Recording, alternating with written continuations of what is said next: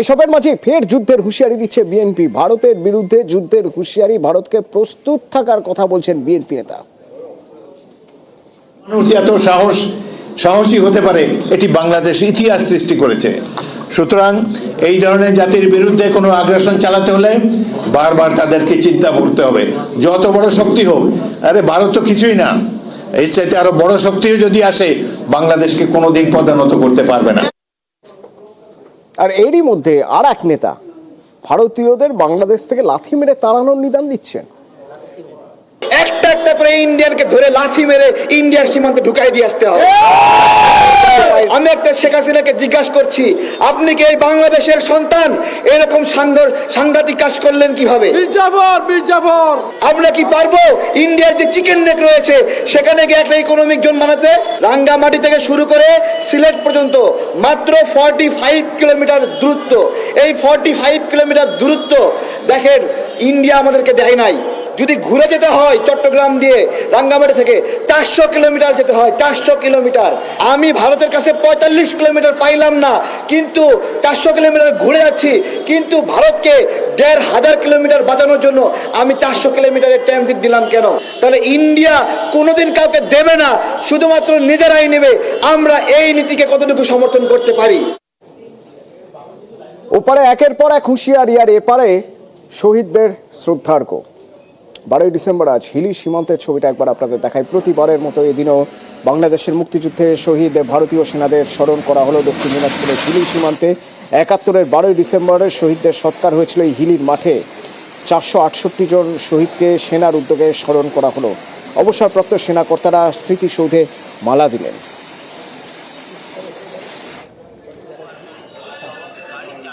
Indian army থেকে এটা বানানো হয়েছিল এবং প্রত্যেক বছর ইন্ডিয়ান আর্মি এখানে একটা কন্টিনজেন্ট পাঠান 12 তারিখে। আর এই পার্টিকুলার রেসপন্সিবিলিটিটা জেলা সৈনিক বোর্ডের দায়িত্বে থাকে।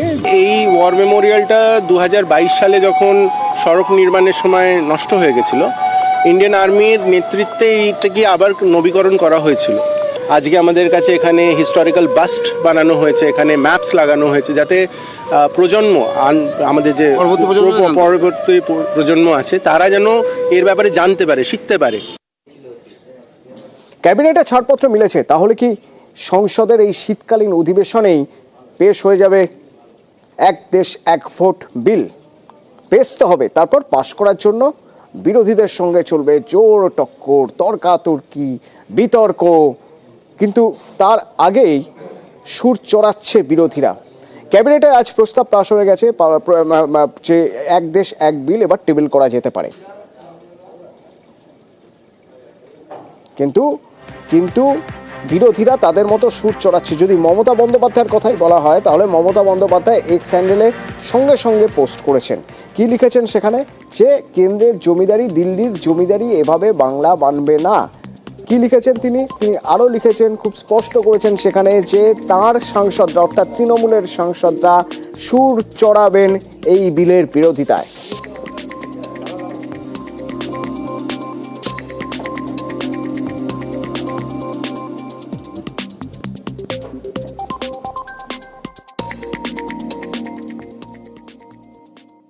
আমি 2 বছর আগে মহারাষ্ট্রে অল ইন্ডিয়া স্পিকার্স কনফারেন্সে আমি গেছিলাম এবং সেদিনও একটা রেজলিউশন ওরা এনেছিলেন। আমি লোকসভা স্পিকারকে বলেছিলাম যে আপনি যে রেজলিউশনটা এনেছেন এটা তো ইন্ডিকেট করে আপনি ওয়ান নেশন ওয়ান ভোট থিওরিটার উপর বেস করে এটা এনেছেন। বলে আপনি আমাকে মিসলিড করছেন, আপনি আমাকে বুঝতে পারছেন না মিস্টার ব্যানার্জি, আমাদের ওই দৃষ্টিভঙ্গি নয়। কিন্তু আমি দেখছি যে আমি সেদিন যেটা আশঙ্কা করেছিলাম সেটাই আজকে বাস্তবায়িত হচ্ছে। ওরা এটা এনেছেন। আমি জানি না সংবিধান থেকে এরা কতটা অনুমোদন পাবেন এই ব্যাপারটা নিয়ে, সেটা যারা সংবিধান বিশেষজ্ঞ তারাই বলবেন, আদালত আছে, ব্যাপারটা অনেক দূরেই যাবে। তবে আমাদের ওদের যে পরিকল্পনা রয়েছে, that was the hidden agenda at that period of time, সেটা আমি উপলব্ধি করতে পেরেছি। বাথরুমে থাকার রুম, ভাবতে পারছেন, সহজকারী শৌচালয়, সেখানেই 7 বছর ধরে সংসার চলছে। বসিরহাটের এই ঘটনা, এবং ইতিমধ্যেই অভিযোগ দায়ের হয়েছে। ভিডিওকে খবর নিতে বলেছেন, বিষয়টি দেখতে বলেছেন জেলা শাসক।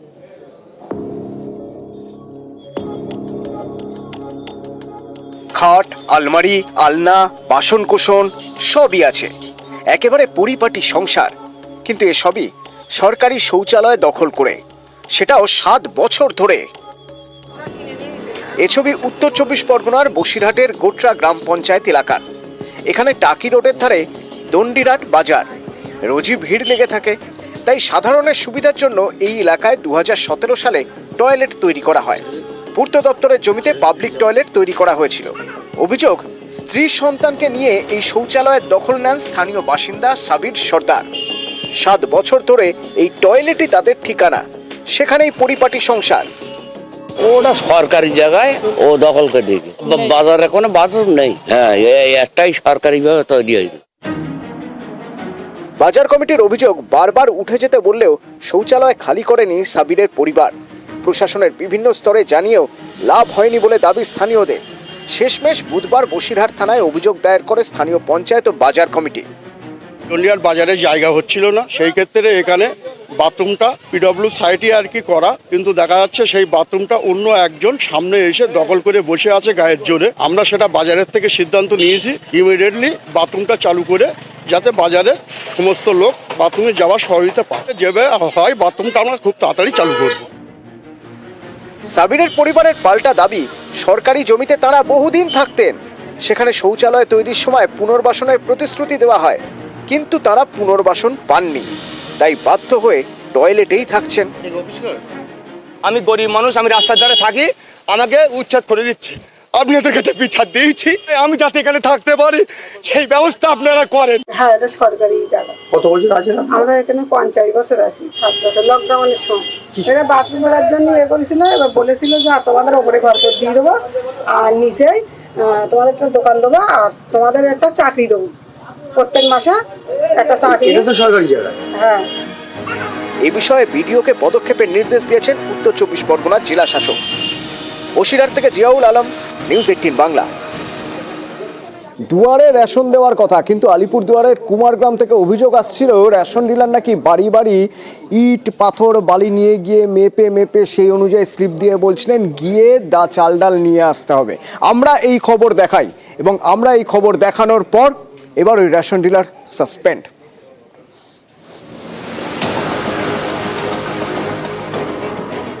সরকারি আইনের ফাঁক, ডিলারের অসাধু উপায়ে দুয়ারে রেশন থেকে বঞ্চিত গ্রাহকরা।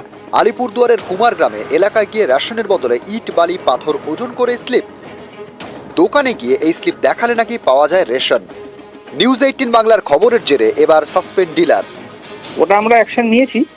অলরেডি ওই ডিলারকে সাসপেনশন করে দেওয়া হয়েছে। পাশের দোকানের সাথে সমস্ত বেনিফিশিয়ারিকে ট্যাগ করে দেওয়া হয়েছে, যাতে ওখান থেকে তারা মালটা পায়। আর এর এগেইনস্টে কজ লেটার ইস্যু হয়েছে এবং আমাদের যা ডিপার্টমেন্টাল প্রসিডিং আছে সেই অনুযায়ী চলবে। কুমারগ্রামের লস্কর পাড়া, এখানে ই পজ মেশিন ও দাড়িপাল্লা নিয়ে রেশন ডিলার যান গ্রামে, কিন্তু চাল ডালের বদলে ওজন করেন ইট বালি পাথর। ই পজ মেশিন থেকে বেরিয়ে আসা স্লিপ ধরিয়ে দেন গ্রাহকদের হাতে, বলা হয় দোকান থেকে রেশন নিয়ে আসতে। স্থানীয়দের দাবি এভাবেই দিনের পর দিন চলছে। সরকার তো নিয়ম করেছে যে আপনাদের বাড়ির সামনে এসে রেশন দিয়ে যাবে। আমরা বাড়ির সামনে পাই না। পান না? স্লিপ দিয়ে গেছে, বলছে ওখান থেকে আচ্ছা, স্লিপ যখন দেয় তখন তো জিনিস ওজন করলে পরে স্লিপ বের হয়। জিনিস ওজন করছে, পাথর দিয়ে ওজন করছে। কি দিয়ে ওজন করছে? পাথর। 7টা পর্যন্ত আমরা ওখানে রেশন দিয়েছি। দেওয়ার পরে পাল্লাটা একটু খারাপ দেখা দিয়েছিল, তো আবার ওটার দিকে আবার চাল দিয়ে ওজন করে দেখলাম যে পাথর দিয়ে ওজন করে দেখলাম যে ওজনটা মিলছে কিনা। ঠিক আছে, তো ওখানের বাসিন্দারা বলছিল যে ঠিক আছে আমাদের তাহলে স্লিপ দিয়ে দাও, আমরা পরে ওখানে গিয়ে মাল তুলে নেব। গত রবিবার এ খবর দেখানো হয় নিউজ 18 বাংলায়। এবার সাসপেন্ড সেই অভিযুক্ত ডিলার। ওটা আমরা অ্যাকশন নিয়েছি। অলরেডি ওই ডিলারকে সাসপেনশন করে দেওয়া হয়েছে, এগেইনস্টে কজ লেটার ইস্যু হয়েছে এবং আমাদের যা ডিপার্টমেন্টাল প্রসিডিং আছে সেই অনুযায়ী চলবে। আলিপুরদুয়ার থেকে রাজকুমার কর্মকার, নিউজ 18 বাংলা।